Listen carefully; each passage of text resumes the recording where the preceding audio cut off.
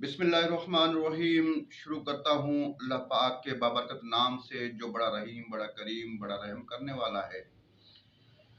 प्यारे दोस्तों, आज का जो मौजू है वो है पित्ते की पत्थरियों के बारे में। प्यारे दोस्तों, अल्लाह पाक ने इंसान के जिस्म में जो आज़ाए रईसा बनाए हैं, जो अज़ू बनाए हैं, हर एक की जिम्मेदारियाँ उनको सौंपी गई हैं।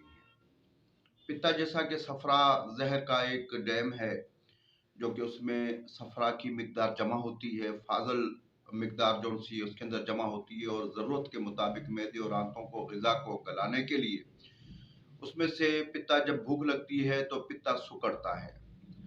तो प्यारे दोस्तों, पित्ता सुकड़ने की वजह से चंद कतरे आंतों में और मैदे में जो गिरते हैं, उस वजह से ग़िज़ा आपकी हज़म होती है।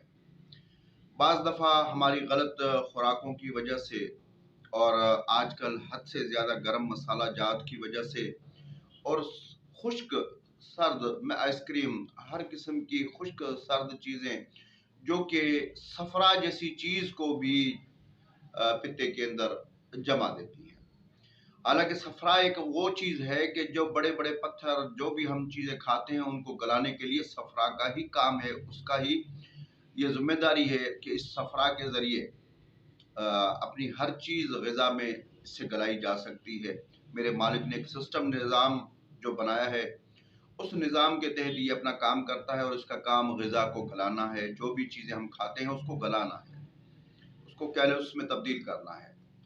पहले दोस्तों, जब हम इसके अंदर आजकल पित्ते की पत्थरियाँ जो पैदा हो जाती हैं, तो उन पित्ते की पत्थरियों की वजह से मेडिकल साइंस ने इतनी तरक्की करने के बावजूद भी इसका कोई हल और नहीं निकाला, और यही हल एक निकाला है कि पित्ते में पत्थरियाँ पड़ जाए तो पित्ते को निकाल कर फेंक दिया जाए। प्यारे दोस्तों, इस चीज़ की तरफ तहकीक की ज़रूरत है। तिब्बे यूनानी साबर मुल्तानी रहमतुल्लाह अलैह का ये बड़ा एक कारनामा है कि उन्होंने पित्ते की पत्थरियों का मिजाज, उसकी वजह पत्थरियाँ बनने की वो मालूम कर ली। और हालांकि इतना अरसा गुजर गया है, उन्होंने इस बारे में तो पूरी तहकीक के साथ, यकीन के साथ सैकड़ों मरीजों का उन्होंने भी इलाज किया, और मैंने भी अपने हाथों से इलाज इसका किया है। कई मरीजों की पत्थरियां गल जाती हैं पित्ते में, बिल्कुल पित्ता वाश हो जाता है। कई दोस्त हमारे जो अपना हुक्मा हैं, उनमें डॉक्टर साहिबान भी हैं, वो कहते हैं जी पित्ते की एक ही नाली है, और उस नाली के जरिए वो पत्थरियां कैसे निकलेंगी।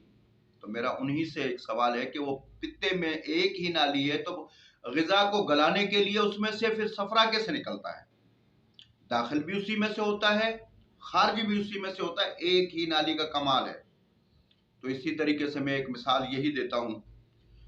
मिसाल वो देनी चाहिए जो साइंटिफिक हो, तिब के उसूल के मुताबिक हो, कि अगर पित्ते की पत्थरियां, जब उसमें पित्ते का सफरा एक ही नाली से बाहर खारिज होता रहता है, तो पत्थरियां क्यों नहीं हो सकती।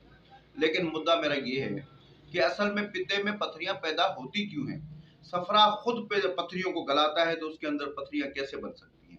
तो प्यारे दोस्तों, यही एक सवाल है। पित्ते में कभी भी पत्थरियां नहीं बनती। हाँ, ये जरूर होता है, पित्ते की नाली में सोजिश आ जाने की वजह से उसमें सफरा गिरना बंद हो जाता है। मैं आपको एक ऐसी मिसाल दूंगा कि आप एक कहीं भी कोई जमीन पर कोई ऐसा खड्डा देख ले जिसमें ताजा पानी गिरता रहता है, वहां कभी भी ताफुन पैदा नहीं होता, वहां कभी भी वो पानी सूखने के बाद सूखता नहीं है। जब वो सूख जाता है पानी उसका, उधर उसमें पानी गिरना बंद हो जाता है, हालांकि एक ही जगह से पानी आता है। तो जब वो गिरना बंद हो जाता है तो वो पानी खुश्क होने के बाद उसमें कंकरियां, उसमें नमक बनता है, अमूमन कलर की जमीनों में नमक बन जाता है। यही सफरा की एक मैं मिसाल दूंगा। जब उसमें सफरा ताजा गिरना बंद हो जाता है, तो उसमें नमक की शक्ल वो इख्तियार करना शुरू कर देता है। उसमें वो बाकायदा कंकरियां बन जाती हैं, बिल्कुल वो पत्थरियां। जब उसका ऑपरेशन किया जाता है तो वो पत्थरियों की शक्ल में ही होता है। असल में वो सफरा जमा हुआ होता है, क्योंकि सफरा के बगैर पित्ते में कोई चीज जा ही नहीं सकती। तो प्यारे दोस्तों, इस सफरा को दोबारा वापस तहलील करने के लिए हमने क्या करना है, उस पित्ते की नाली की सोजिश का इलाज करना है। ये नहीं कि पित्ते को निकाल कर आप फेंक दें। बहरहाल, आजकल जो सा जिन लोगों ने भी पित्ते निकलवाए हैं, उनसे उनका हाल पूछिए, आपको खुद वो बताएंगे। क्योंकि जिन लोगों के पित्ते निकले हैं उनमें अक्सरियत ऐसे लोगों की है जिनको उनका हाजमा सही नहीं रहता। क्योंकि जब भूख लगती है, भूख लगने के बाद कुदरत का निजाम है कि पित्ते में एक सुकेड़ सा पैदा होता है। वो सुकेड़ जो सा है चंद कतरे आंतों में और मैदे में गिरते हैं, तो वही ग़िज़ा को हज़म करते हैं। प्यारे भाई, जब इसको पित्ते को हम काट कर इसको डायरेक्ट कर देंगे, तो डायरेक्ट करने के बाद क्या होगा? हर वक़्त ज़हर आपकी आंतों में और मैदे में गिरता रहेगा। तो उससे ये होता है कि उस मरीज़ का कभी भी हाज़मा सही नहीं होता। और उस मरीज़ में सबसे आधा मरीज़ रह जाता है कि अगर ज़्यादा मेहनत का काम करे तो उसको बाकायदा आंतों की वजह से उसको बुखार शुरू हो जाता है। हल्का-हल्का उसको बुखार रहता है। कभी भी उसका हाज़मे के साथ-साथ उसकी ग़िज़ा मुकम्मल तौर पर हज़म नहीं होती। तो कोशिश करें कि जितना भी मुमकिन हो सके पित्ता निकालने से अगर इलाज के ज़रिए हो जाए, तो मैं दोस्तों को कोशिश करता हूँ कि उनको अवेयरनेस पैदा करने के लिए पित्ता इलाज बिल ग़िज़ा के ज़रिए भी उसकी पथरियाँ तहलील होती हैं। मैं नहीं कहता कि आप किसी हकीम के पास जाकर उससे दवाइयाँ लें। आप इलाज बिल ग़िज़ा, कुदरत का एक निज़ाम है, कुदरत है, मैं आपको बताता हूँ, उस पे अमल खाली करें। अल्लाह के फ़ज़ल व करम से पित्ते की पथरियाँ तहलील हो जाएँगी। अल्ट्रासाउंड आप करा कर देख लें। प्यारे दोस्तों, पित्ते की पथरियों में अंदर जो सफरा जम जाता है, उसके लिए मैं चंद दोस्तों को नुस्खा जात भी देता हूँ। मेरी कोशिश है घर बैठे आप अपना इलाज करें। किसी डॉक्टर, किसी हकीम के पास आपको जाने की ज़रूरत नहीं है। अल्लाह पाक ने अक्ल शऊर जो इंसान को दिया, उसी से ही काम लें आप। यही अवेयरनेस मैं दोस्तों को पैदा करने के लिए मैंने चैनल खोला है कि मैं कुछ ऐसी मालूमात दोस्तों को मुंतकिल कर सकूं कि वो घर बैठे ही आज इस महंगाई के दौर में अपने आप, अपने बच्चों का छोटा-मोटा इलाज खुद ही कर सकें। कोई ऐसी बात नहीं है, अपनी जिस्म को, अपनी बॉडी को समझिए। आपके जिस्म में कोई भी पुर्जा लगा हुआ है, उसको बजाय ठीक करने के, बजाय उसकी ट्रीटमेंट करने के, आप उसको निकाल कर फेंक दें, ये कौन-सा तरीका इलाज है? ये तरीका इलाज गलत है। मैं इसको नहीं मानता। प्यारे दोस्तों, इसके लिए मैं आपको पित्ते की पथरियों के लिए एक आसान सा नुस्खा बताता हूँ। हमेशा ये खुश्की, सर्दी की वजह से इसमें जो सफरा जमता है, उसका आप इलाज करें और नसों के अंदर जो सोजिश पैदा हो जाती है पित्ते की नाली के अंदर, उसको दूर करें। पित्ते में ताज़ा सफरा जब गिरेगा, तो आपकी पथरियाँ तहलील होना शुरू हो जाएँगी। इसकी मिसाल मैं ऐसे देता हूँ कि टैंकी के अंदर अगर गंदा पानी आ जाता है, तो आपने उसके अंदर क्या करना है? उसके अंदर ताज़ा पानी गिराते रहेंगे, वो पानी निकलता रहेगा, गिराते रहेंगे, निकलता रहे, आखिरकार वो तफ़्फ़ुज़दा पानी तालील हो जाएगा। यही निज़ाम कुदरत है। तो आपने क्या करना है, 1 पाव नींबू ले लेने हैं, 1 पाव नींबू लेने हैं और उसको 1 पाव में 1 तोला सिर्फ़ ज़र्द कोड़ी के नाम से, ज़र्द कोड़ियाँ मिलेंगी, एक सफ़ेद होती हैं, एक ज़र्द होती हैं। तो ज़र्द कोड़ियाँ आपको मिलेंगी, वो कूट कर उस नींबू के पानी में, नींबू का पानी भले आप 1.5 पाव भी कर सकते हैं, उसके अंदर डाल के इसको 8-10 दिन रख दें। 8-10 दिन के बाद ये दूध की तरह हो जाएगा, इसको रोज़ हिलाते रहें। ये 10 दिन के बाद जब देखें कि कोड़ियाँ इसके अंदर हल हो गई हैं, तो उसके बाद आपने क्या करना है, इसको जब हल हो जाए, तो इसको आपने सुबह को 1 चम्मच और 1 चम्मच रात को सिर्फ़ हिलाकर 1 मिनट के लिए उस बोतल को रखें, ताकि वो कच्चा तह नीचे बैठ जाए। ऊपर से आपने 1 चम्मच उसका पानी का निकालना है और 1 चम्मच उसको, आधा कप पानी नीम गर्म में डालकर आप उसको पिएँ। सुबह-शाम पिएँ। पित्ता हमेशा सीधी साइड के इधर अंदर, ये जगह जो मैं आपको बता रहा हूँ, ये आखिरी पसली के नीचे होता है। गुर्दे के, जिगर के साथ-साथ होता लगा हुआ। तो आप इधर टकोर भी करें, किसी भी चीज़ की टकोर करेंगे, कितना शदीद दर्द हो, अल्लाह के हुक्म से आपका दर्द उसी वक़्त 15 मिनट या 5 मिनट के अंदर खत्म होगा। वो दर्द के लिए टकोर मैं आपको बता देता हूँ वो क्या है एक टकोर। घर बैठे अपना इलाज करें, अल्लाह के फज़ल व करम से आप ठीक हो जाएँगे। तो वो टकोर में आपने 1 कप लेना है आटे का, गंदम का आटा। उसके अंदर 1 चम्मच हल्दी का, 1 चम्मच आपने मिलाना है नमक का। 1 चम्मच आपने सरसों का तेल मिलाकर इसका हलवा सा बना लें। अब इस हलवे की आप टकोर पहले करें, टकोर करने के बाद यही इसके ऊपर आप लेप कर दें रोटी की तरह। 5 मिनट बड़े हैं, पित्ते का दर्द आपका खत्म हो जाएगा। पित्ते को हरारत देनी है, पित्ते में चर्बी जो जमती है, उसको, चर्बी हमेशा गर्मी से तहलील होगी। ये बात आप ज़हन में रखें। तो पित्ते की जो पथरियाँ हैं वो तहलील हो जाएँगी। आपने इसके साथ ये टकोर करने के साथ दर्द खत्म हो जाएगा। कोई इंजेक्शन की ज़रूरत नहीं पड़ेगी, आपको किसी दवाई की ज़रूरत नहीं पड़ेगी। इस तरीके से आपका दर्द खत्म। इसमें कोशिश करें जितना भी हो सके, आपने उज़लाती चीज़ें बंद करनी है। उज़लाती चीज़ें कौन-कौन सी हैं? आलू, गोभी, पालक, टमाटर, चावल और सर्द चीज़ें जिसमें आइसक्रीम वगैरह, इन चीज़ों को आप सिर्फ़ बंद कर दें। अल्लाह के हुक्म से फिर देखें कि पित्ते की पत्थरियां, पित्ते का दर्द जाता कहाँ है। इसके साथ में 2 नुस्खे दोस्तों की नज़र करता हूँ, वो नुस्खे भी आप बनाएं।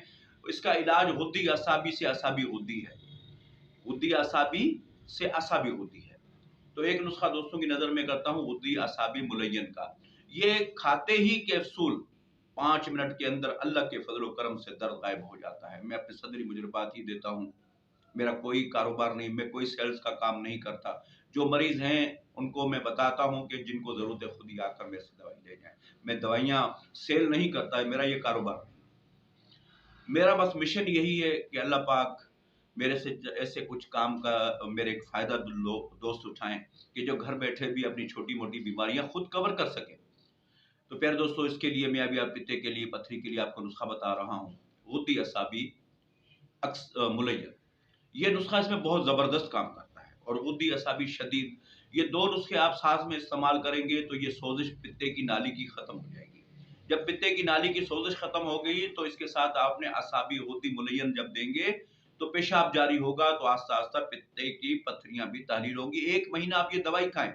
1 महीने के बाद मैं आपको बोलता हूँ कि जाके टेस्ट कराएँ। आपको उसमें बताएँगे कि पित्ते की पत्थरियाँ पहले से छोटी हो गई हैं, फिर वो हैरत में पड़ जाएँगे कि ये पित्ते की पत्थरियाँ गल कैसे रही हैं। तो प्यारे दोस्तों, 5 तोले आपने क्या करना है, गुद्दी असाबी मुलय्यन का नुस्खा नोट कर लें। घर बैठे बनाएँ। हुक्मात तो अपनी जगह पर बनाएँगे ही, आप सादा लोगों के लिए मैं नुस्खा दे रहा हूँ कि 5 तोला सना मक्की 4 तोला आपने लेनी है सुंठ, 3 तोला नौशहदर ठीकरी, सफ़ेद रंग का एक नमक होता है, और इसमें 2 तोला काली मिर्च मिलाकर इनको खूब कूट कर ग्राइंड कर लें, बारीक कर लें। उसके बाद इसमें 8 तोला आपने सना मक्की के पत्ते डालने हैं। ये बाजार से, पंसार से तीनों चारों चीज़ें आपको मिल जाएँगी, सिर्फ ये ₹150 में चीज़ें आपको मिलेंगी। और इसमें आपने 5 तोला रेवंत खताई मिलानी है, लकड़ियाँ होती हैं उनको भी कूट कर बारीक करके मिला लें। ये गुद्दी असाबी मुलय्यन पत्थरी के लिए, पित्ते की पत्थरी के लिए मैं नुस्खा दे रहा हूँ। ये वर्म जिगर के लिए भी है, वर्म तिहाल के लिए भी है। सोज़िश अंदर जिस्म में आपके पाँव सूजे हों शरबत बदूरी के साथ, दिन में 3 टाइम ये 1 ग्राम से 1.5 ग्राम की आप खुराक लें। सुबह शाम 2 टाइम आप लें, वैसे ये 3 टाइम लेनी है। कईयों को पेट नरम हो जाता है तो 2 टाइम आप करते हैं इसको। फिर ग्राम की सिर्फ 1 खुराक काफ़ी है। तो जनाब, पुरानी कब्ज़ के लिए भी ये फ़ायदा करता है, जिगर के अमराज़ के लिए, तिल्ली के अमराज़ के लिए, सब पर वर्म जिस्म के अंदर कहीं भी हो उसको उतारता है। पित्ते की पथरी के लिए, दर्द के लिए 15 मिनट के अंदर अल्लाह के हुक्म से ये काम करेगा। प्यारे दोस्तों, दूसरा नुस्खा इसके साथ यही नुस्खा, इसके अंदर आपने सना सिर्फ नहीं मिलानी, तो ये बन जाएगा गुद्दी असाबी शदीद। सुंड, नौशादर, काले मिर्ची, इसके ऊपर लिख दें गुद्दी असाबी शदीद, ये भी वर्म के लिए है। वो कब्ज कुशा भी है, वो आपका पेट भी चलाएगा सना वाला, सना के बगैर सिर्फ वर्म उतारेगा। तो ये भी आप दिन में 3 टाइम 4 टाइम 1 ग्राम का कैप्सूल पानी के साथ लें। जैसा कि मैंने बताया कि उजलाती चीज़ें बंद कर दें, जो मैंने चीज़ें बताई उनको मना फरमा दिया है, तो उनको आप मना बिल्कुल उन पे पाबंदी करें। अल्लाह के फज़ल व करम से पथरी गलना शुरू हो जाएगी। इसके अलावा दोस्तों को एक और चीज़ मैं बता देता हूँ कि इसमें जो पथरियों वाला नुस्खा मैंने बताया कोडियों वाला, वो सुबह शाम 3 टाइम ये आप शदीद लें, 2 टाइम मुलय्यन लें। ये इलाज है मुकम्मल। इसके साथ आपने क्या करना है, ये 15 दिन खिलाने के बाद आपने 1 छटांग ज़ैतून का तेल लेना है, 1 छटांग आपने नींबू का पानी लेना है। 15 दिन ये खाने के बाद ये दोनों को आपने चाहे तो मिक्स कर लें, चाहे तो छटांग सुबह के टाइम आपने ज़ैतून का तेल पीना है और शाम को 4 चम्मच आपने पानी में मिलाकर नींबू का पानी पीना है। और यही तरीका आप अगर ज़्यादा नहीं पी सकते छटांग, तो 2 चम्मच सुबह को ज़ैतून का तेल, 2 चम्मच शाम को नींबू का पानी। इकट्ठे नहीं मिलाना, लोग अमूमन इकट्ठे मिलाते हैं। तो ये आपने 1 हफ्ता पीने के बाद जाकर अपनी रिपोर्ट कराएं। अल्लाह के हुक्म से काफ़ी हद तक पथरियाँ गल जाती हैं, मज़ीद थोड़ी बहुत रहें तो ये अमल दोबारा से करें। ये अल्लाह के फज़ल व करम से 2 माह में क्लियर हो जाता है। मैंने बहुत से दोस्तों से दुआएँ समेटी हैं, सिर्फ़ बताया है ये नुस्खा, उन्होंने ये किया है। आप भी दुआओं में याद रखिएगा। आने वाले मेरी वीडियोज़ का दोस्त शिद्दत से इंतज़ार करते हैं। कुछ कल मैं टाइम नहीं निकाल सका, उसके लिए माज़रत। दोस्त मेरे चैनल को सब्सक्राइब करें और अल्लाह की रज़ा के लिए मेरे चैनल के जो भी नुस्खा जाते हैं आगे शेयर करें दोस्तों को, ताकि लोगों का भला हो। आपको भी दुआएं मिलेंगी, मुझे भी इसका समर मिलेगा। दुआओं में याद रखिएगा। अल्लाह हाफिज़। यार दोस्तों, मैंने इजाज़त तो आपसे ली, लेकिन एक नुस्ख़ा मुझे फिर याद आ गया। मैंने फिर वीडियो को रोक कर, वो नुस्ख़ा ये है कि वो भी पथरियाँ सफ़रा को ख़ारिज करता है, पित्ते की जो भी सफ़रा होता है उसको ख़ारिज भी करता है, पैदा भी करता है।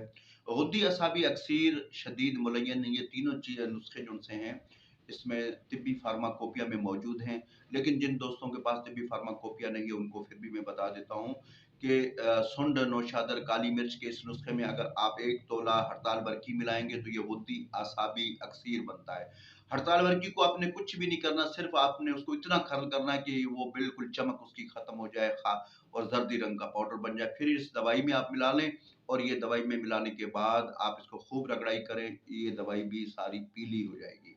इसको यरकानी भी कहते हैं, यरकान जिसको पीलिया कहते हैं, उसके लिए भी ये बेहतरीन दवाई है। यही नुस्ख़ा यरकान के लिए भी बेहतरीन काम करता है। इसके अलावा मैं छोटा-सा नुस्ख़ा एक और पित्ते की पथरी का आपको दे देता हूँ, याद आ गया। ज़िंदगी का क्या भरोसा, तो वो नुस्ख़ा ये है कि उसमें भी रेवंत खताई, कलमी शोरा और गंधक आमला सार और माज़रत के साथ मीठा सोडा, और इसमें जितना भी हो सके आपने ये करना है कि अज्जा एक दफ़ा फिर सुने। रेवंत खताई, नौशादर ठिकरी, मिर्च स्याह, मीठा सोडा, कलमी शोरा, गंधक आमला सार, ये सारी चीज़ें हम वज़न हैं। इनको पीस लें, पीस कर पाउडर कर लें। इसके अंदर 6 ग्राम असारा रेवंद आपने मिलाना है। ये नुस्ख़ा भी अलग से पित्ते की पथरियों के लिए मैं इस्तेमाल कराता हूँ। ये सुबह, दोपहर, शाम दिन में 3 टाइम दें। अल्लाह के फ़ज़ल व करम से पानी के साथ दें सिर्फ़। तो इससे भी सफ़रा ख़ारिज होकर पित्ते की पथरियाँ रेज़ा-रेज़ा होकर निकल जाती हैं। ये नुस्ख़ा भी बड़ा ज़बरदस्त है। और इसके अलावा एक और नुस्ख़ा भी है, लेकिन ये मैंने जो नुस्ख़े आपको दी ये मेरे मामूल मतब है। एक और हमारे सन्यासी दोस्त हैं, वो पित्ते की पथरी के लिए नुस्ख़ा बनाते हैं और वो हर किस्म की पथरियों के लिए भी काम करता है। आपने बकरे का पित्ता लेना है, उस पित्ते के अंदर आपने काले मिर्च भर लेने हैं और वो काले मिर्च जब वो पित्ते का पानी खुश्क हो जाए, उसके बाद 2 दाने सुबह-शाम ये खाएँ। ये भी पित्ते की पथरियों को तहलील करता है।